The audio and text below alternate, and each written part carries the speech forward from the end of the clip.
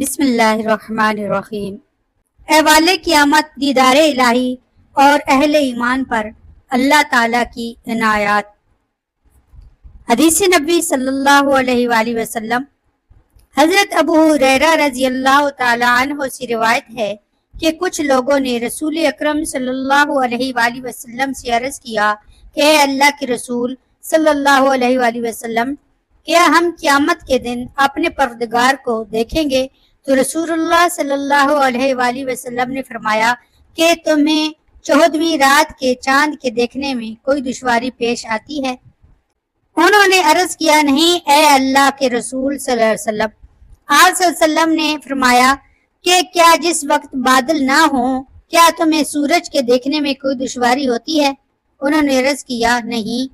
آپ صلی اللہ علیہ وسلم نے فرمایا تو پھر تم اسی طرح اپنے رب کا دیدار کرو گے۔ اللہ قیامت کے دن لوگوں کو جمع کریں گے، فرمائیں گے جو جس کی عبادت کرتا تھا وہ اس کے ساتھ ہو جائے، جو سورج کی عبادت کرتا تھا وہ اس کے ساتھ ہو جائے، اور جو بتوں اور شیطانوں کی عبادت کرتا تھا وہ انہی کے ساتھ ہو جائے، اور اس میں اس امت کے منافق بھی ہوں گے۔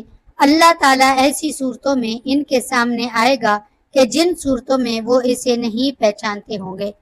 پھر وہ کہیں گے کہ ہم تجھ سے اللہ کی پناہ چاہتے ہیں، جب تک ہمارا رب نہ آئے ہم اس جگہ ٹھہرتے ہیں، جب ہمارا رب آئے گا تو ہم اسے پہچان لیں گے۔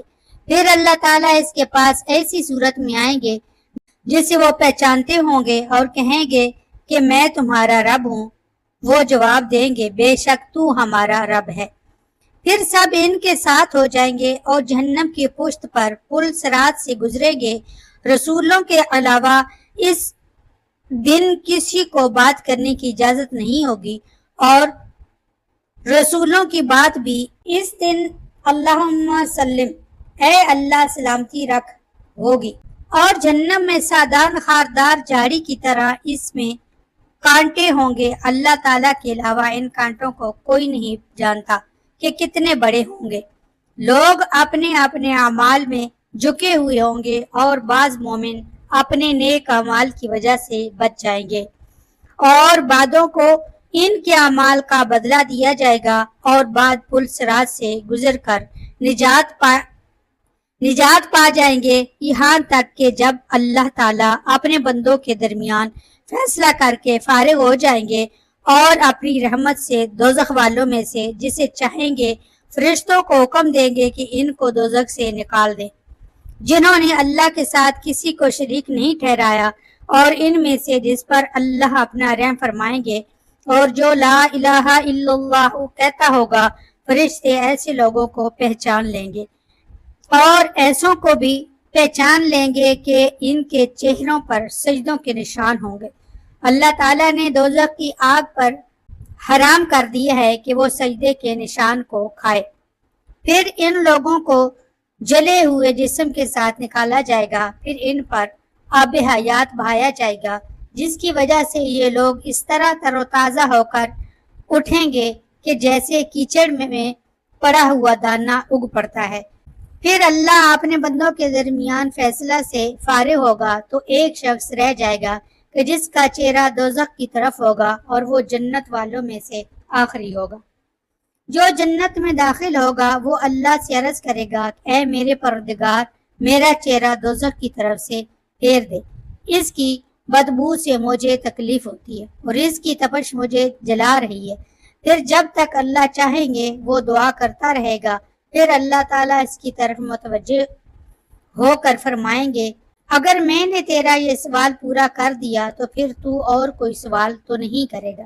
وہ کہے گا کہ اس کے علاوہ کوئی سوال آپ سے نہیں کروں گا۔ پھر پروردگار اس سے اس کے وعدہ کی پختگی پر اپنی منشا کے مطابق عہد و پیمان لیں گے، پھر اللہ اس کے چہرے کو دوزخ سے پھیر دیں گے اور جنت کی طرف کر دیں گے، اور جب وہ جنت کو اپنے سامنے دیکھے گا تو جب تک اللہ چاہیں گے وہ خاموش رہے گا، پھر کہے گا، اے میرے پروردگار، مجھے جنت کے دروازے تک پہنچا دے۔ تو اللہ اس سے کہیں گے کہ کیا تو نے مجھے عہد و پیمان نہیں دیا تھا کہ میں اس کے علاوہ اور کسی چیز کا سوال نہیں کروں گا؟ افسوس ابن آدم تو بڑا وعدہ شکن ہے۔ وہ پھر عرض کرے گا اے پروردگار، وہ اللہ سے مانگتا رہے گا یہاں تک کہ پروردگار فرمائیں گے کیا اگر میں تیرا یہ سوال پورا کر دوں تو پھر اور تو کچھ نہیں مانگے گا؟ وہ کہے گا نہیں، تیری عزت کی قسم، اللہ تعالیٰ اس سے جو چاہیں گے نئے وعدے کی پختگی کے مطابق عہد و پیما لیں گے اور اس کو جنت کے دروازے پر کھڑا کر دیں گے۔ جب وہاں کھڑا ہوگا تو ساری جنت آگے نظر آئے گی، جو بھی اس میں نفیس اور خوشیاں ہیں سب اسے نظر آئیں گی۔ پھر جب تک اللہ چاہیں گے خاموش رہے گا، پھر کہے گا اے پروردگار مجھے جنت میں داخل کر دے۔ تو اللہ تعالیٰ اس سے فرمائیں گے کہ کیا تو نے مجھ سے یہ عہد و پیما نہیں کیا تھا کہ اس کے بعد اور کسی چیز کا سوال نہیں کروں گا؟ افسوس ابن آدم تو کتنا دھوکے باز ہے۔ وہ کہے گا اے میرے پروردگار میں ہی تیری مخلوق میں سے زیادہ بدبخت۔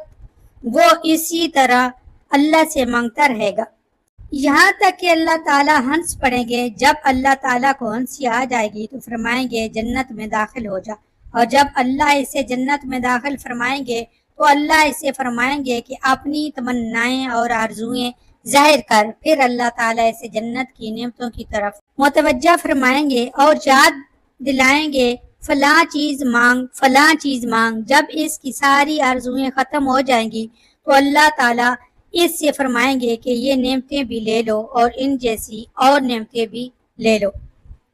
حضرت ابو سعید خدری رضی اللہ تعالی عنہ نے بھی اس حدیث کو حضرت ابو ہریرہ رضی اللہ تعالی عنہ کی حدیث کے مطابق بیان کیا۔ صرف ایک بات میں اختلاف ہوا کہ جب حضرت ابو ہریرہ رضی اللہ تعالی عنہ نے یہ بیان کیا کہ ہم نے یہ چیزیں دیں اور اس جیسی اور بھی دیں، تو حضرت ابو سعید خدری رضی اللہ تعالی عنہ نے فرمایا کہ 10 گنا زائد دیں۔ حضرت ابو ہریرہ رضی اللہ تعالی عنہ نے فرمایا کہ مجھے تو یہی یاد ہے کہ رسول اللہ صلی اللہ علیہ وآلہ وسلم نے اس طرح فرمایا ہے کہ ہم نے یہ سب چیزیں دیں اور اس جیسی اور دیں۔ حضرت ابو سعید خدری رضی اللہ تعالی عنہ فرماتے ہیں کہ میں گواہی دیتا ہوں کہ رسول اکرم صلی اللہ علیہ وآلہ وسلم نے فرمایا ہم نے یہ سب دیں اور اس سے 10 گنا اور زیادہ دیں۔ حضرت ابو ہریرہ فرماتے ہیں کہ یہ وہ آدمی ہے جو سب سے آخر میں جنت میں داخل ہوگا۔